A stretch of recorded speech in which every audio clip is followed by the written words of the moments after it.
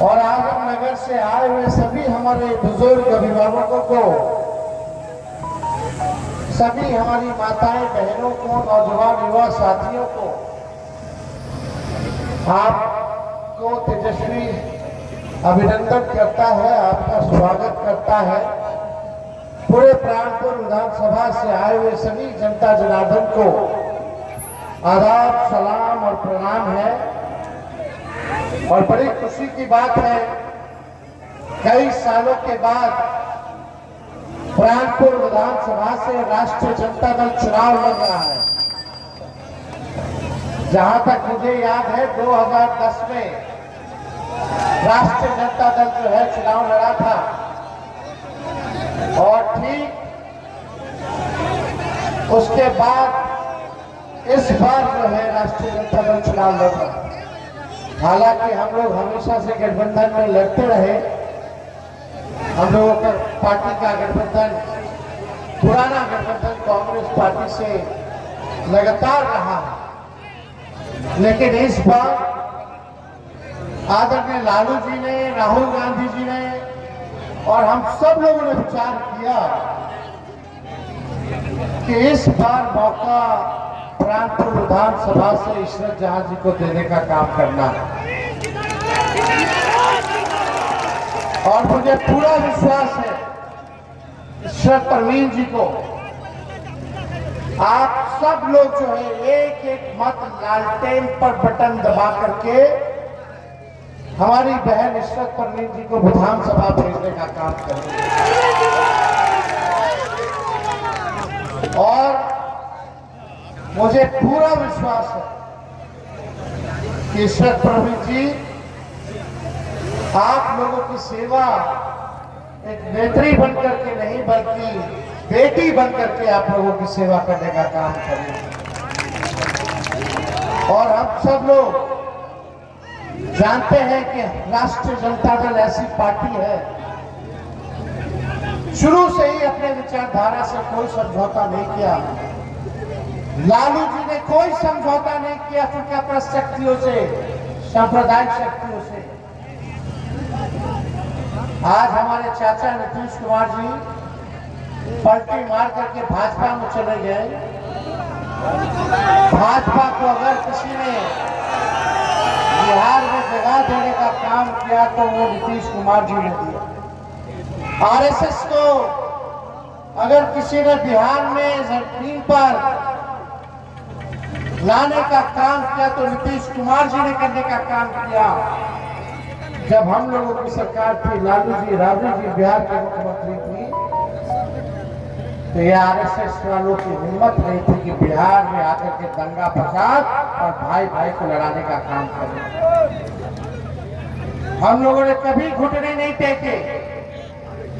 बिहार में हमेशा से लालू जी ने भाजपा से लड़ाई लड़ने का काम किया, और आज भी हम लोग जो है मजबूती के साथ भाजपा से लड़ने का काम कर रहे हैं। और भाजपा वाला अगर सबसे ज्यादा डराता है तो लालू जी से डराता है। चाहे कोई भी ये लोग लाते हो, आप लोगों से हम कहना चाहते हैं, वक्त कानून का जो इन लोगों ने बनाया है, हमारी सरकार बनेगी तो उस बिल को हम लोग कूड़ेदान दान में फेंकने का काम करेंगे। और यही नहीं, इस क्षेत्र पिछड़ा क्षेत्र है, गरीब इलाका है, यहाँ पढ़ाई की व्यवस्था अच्छी नहीं, दवाई की व्यवस्था, इलाज की व्यवस्था नहीं है, यहाँ कारखाने नहीं है, यहाँ नौकरी नहीं है, और थाना ब्लॉक चले जाए तो बिना घूस दिए कोई काम नहीं होता है। कोई काम होता है बिना घूस दिए? हर चीज के लिए घूस, थाना में, ब्लॉक में, हर चीज का रेट फिक्स है भाई। पूरी तरीके से लोग तबाह हो चुके हैं भ्रष्टाचार से। और ये 20 साल पुरानी सरकार है, और 20 साल पुरानी सरकार को हम लोगों को हटाना है। हम पूरे बिहार घूम रहे हैं, पूरे बिहार की जनता चाहती है कि इस बार बदलाव करें। प्राणपुर की जनता क्या चाहती है बताइए? बदलाव चाहते हैं ना?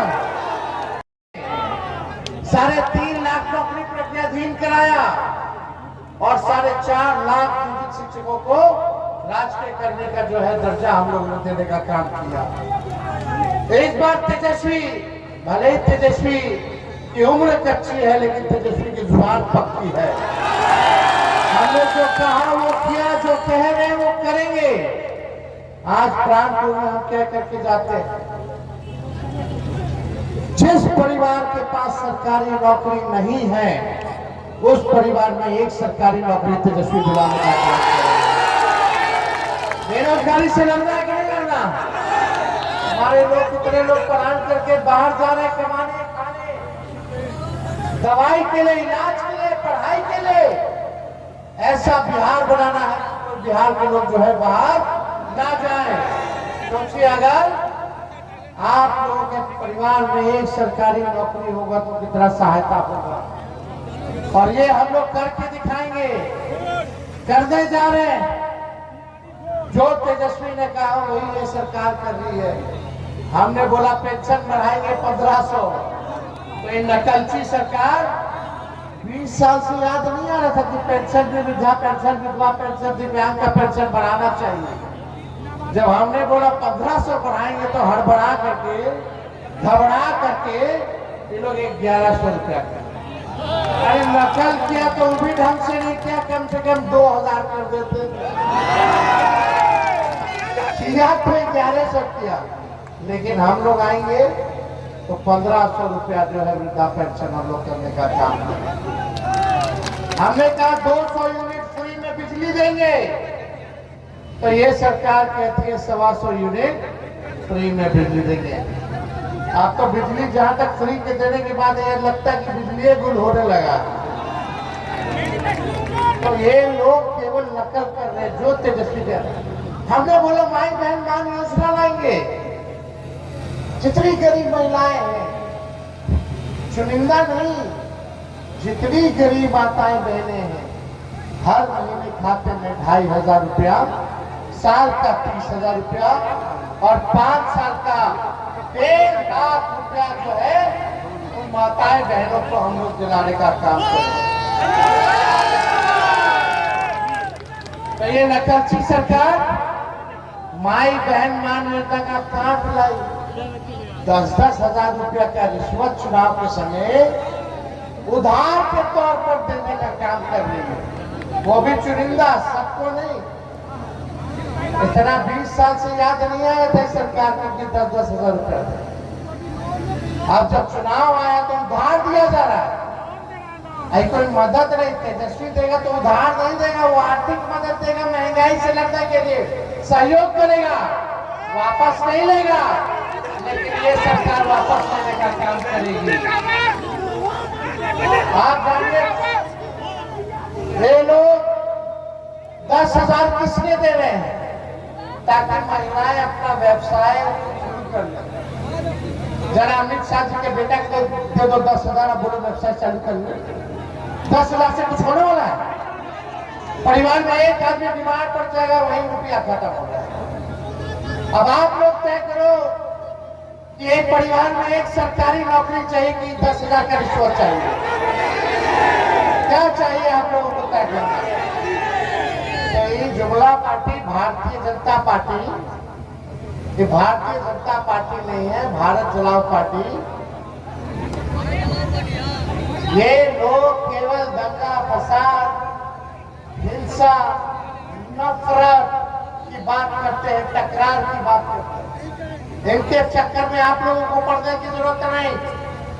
अब कुछ लोग हैं जो जबरदस्ती का कैंडिडेट खड़ा करके वोट काटने का काम करवाने में लोग लगे हुए, तो इन सब में हम लोगों को फंसना नहीं है। अपने संविधान को बचाने के लिए, लोकतंत्र को बचाने के लिए आप सब लोग एकजुट होंगे। और यहाँ से हम लोगों ने ईश्वर जी को, ईश्वर परवीन जी को हम लोगों ने प्रत्याशी बनाया है। भली महिला है, सबको साथ लेकर के चलने का काम करेंगी। और मुझे पूरा विश्वास है कि सरकार हम लोगों की बनने जा रही है और बनते ही बेरोजगारी को जड़ से हम लोग खत्म करने का काम करेंगे।